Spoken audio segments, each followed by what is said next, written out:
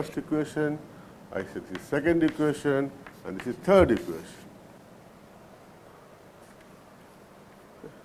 Let us recall why we are doing all this adventure, because we realize that this is longitudinal perturbed equations of motion, and if I want to comment on the dynamic stability of the airplane, I need to track the value of u, w, q, all these perturbed quantities, and depending upon their responses, depending upon how they are changing, we will comment whether the airplane is dynamically stable or not. For example, if I give a small disturbance and u goes on increasing, that is small u goes on increasing, definitely I know that it is not dynamically stable as far as u is concerned, right?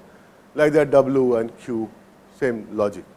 To solve this equation, we wanted to have the functional form of fx, fz and m, that is to ask a question, how this fx, fz and m depends, or how this fx, fz and m depend on motion variable and control variable, and we have seen this. These are the variations, right? Once I know the value of xu, x alpha, x delta E, all these dimensional derivatives, I can explicitly write fx, fz and m function of motion variables and control variables, and then my equation is complete, or it is in the form where I can solve it. 1, 2, 3 equations I can solve. I can solve using numerical methods. There are so many standard numerical methods are there. I can solve this equation using numerical methods and comment on whether the airplane is dynamically stable in longitudinal mode or not, right? But we will be following a different approach. For that, let me go back to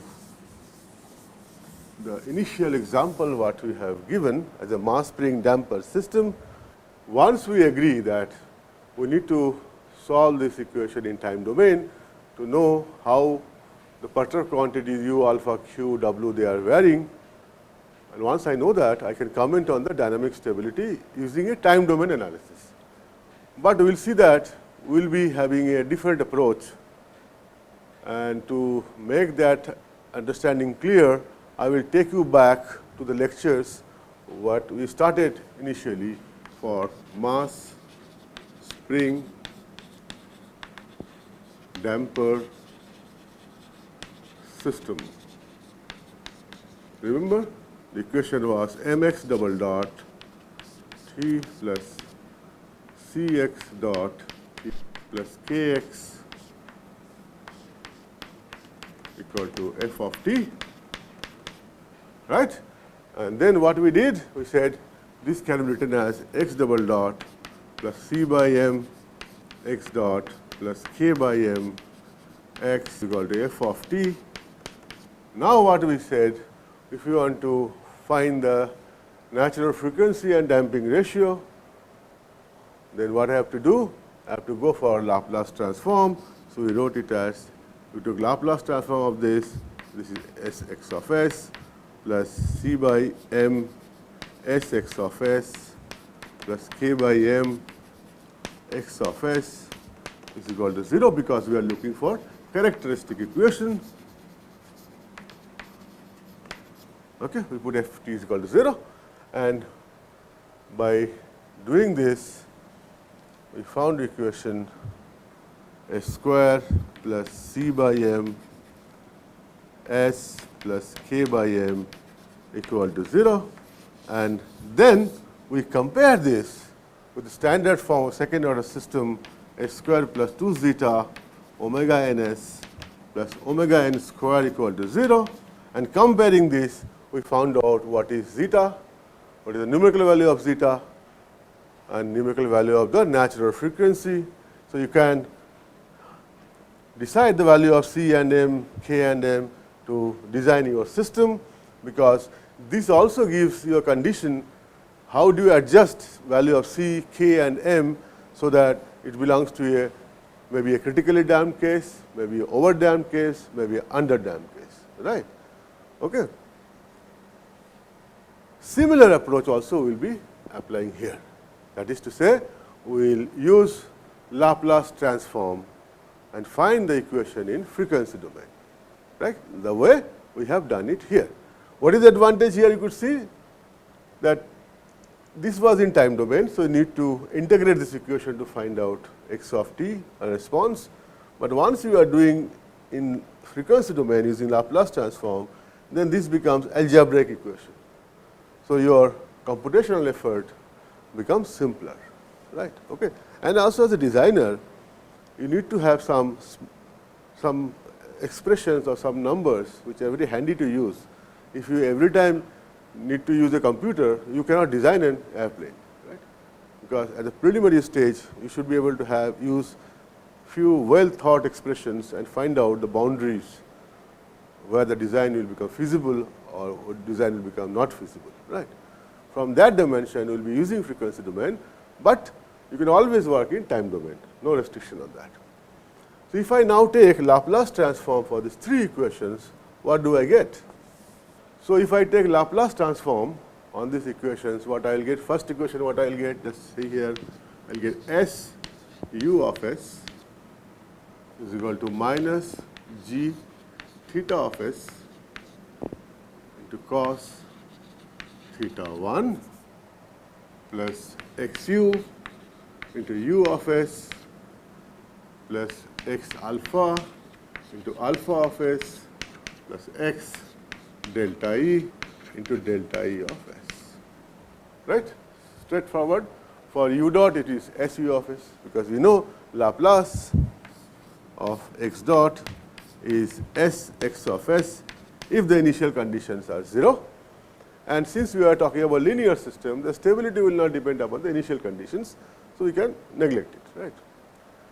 Similarly, if I see the second equation, I will get S w of s minus u1 q of s is equal to minus g theta of s sin theta 1 plus zu into u of s plus z alpha into alpha of s plus z alpha dot into s alpha of s. Please understand, alpha dot is here, so s alpha of s will come. Similarly, for z q into s q of s.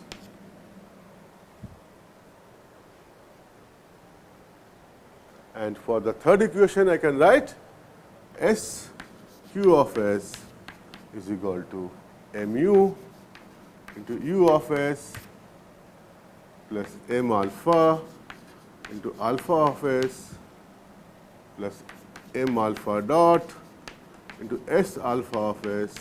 Again, alpha dot is there. Similarly, mq into q of s plus m delta e into delta e of s. Right? We will do little bit more trick. We will try to see how can I write q of s using theta of s. Okay. For small perturbation, we will assume that, which is right also, and especially our steady state is a cruise.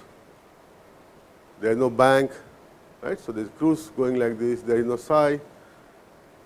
So, I can always write q is equal to theta dot, and hence q of s I can write as s theta of s.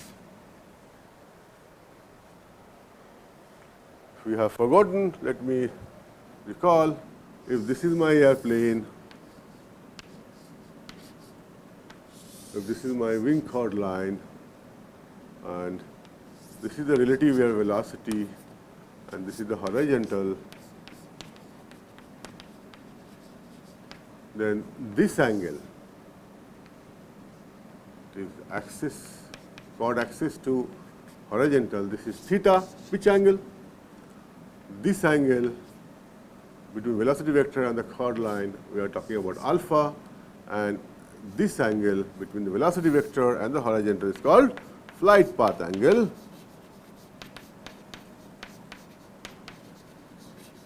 Gamma, right? So, as far as q is concerned, it is the rotation about y axis, and for small perturbation, especially when we are talking about longitudinal motion, this approximation is fair enough, right. So, now what we will do with this? What we will do is, wherever qs is there in this expression, say here it is there, here it is there, we will substitute q of s by s theta of s. Is it clear?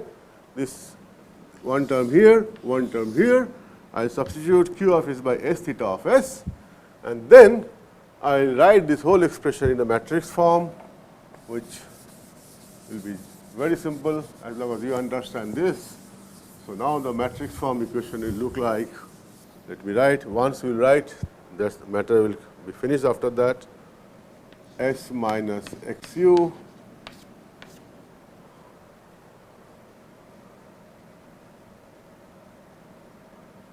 minus x alpha,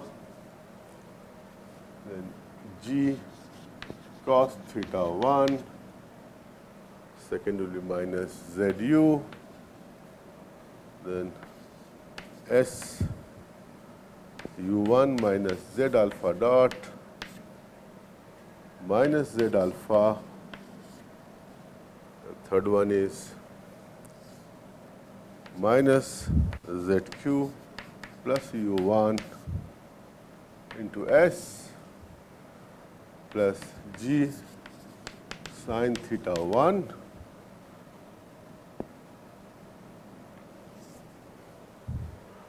and here minus mu minus m alpha dot s plus m alpha, and here s square minus mqs, this into u of s by delta E of s, here alpha of s by delta E of s, here theta of s by delta E of s. This is equal to x delta E, z delta E, m delta E. Matter is closed. Okay, let me check. S minus xu minus x alpha g cos theta 1 minus zu s u1 minus z alpha dot minus z alpha, right, minus zq plus u1 s plus g sin theta 1 minus mu minus m alpha dot s plus m alpha. So, this is something like this. Then this is s square minus mqs u alpha theta, that is fine. You could see here, since we have used this approximation q of s equal to s theta of s, so when we have substituted it here, so now our motion variable are u, alpha and theta, right. So, this is the in matrix form the characteristic equation for longitudinal dynamics, and if you want to find out the roots of this equation, the rule is very simple. The determinant of D will be equal to 0, where D is this matrix. If I write it A x is equal to B,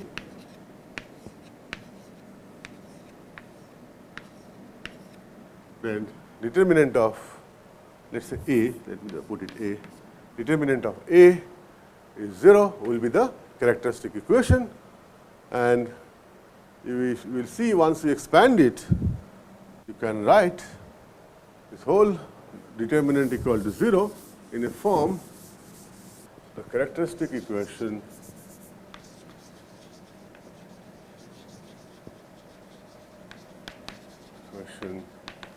to find the root will become determinant of A equal to 0, and that will imply equation of the form as4 plus bs³ plus cs square plus ds plus E equal to 0, where A, B, C, D, E will have the expression once you take the determinant of this, and which I will just display it in the next class.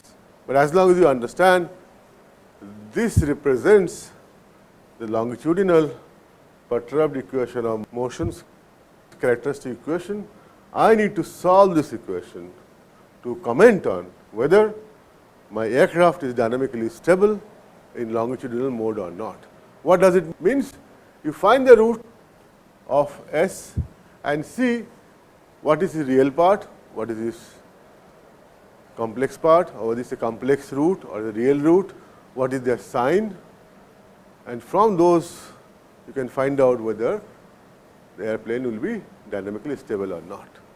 So, basically you need to know how to solve this equation to find the value of S. Okay? So, we will stop it here. Next class we will start from this point. Thank you very much.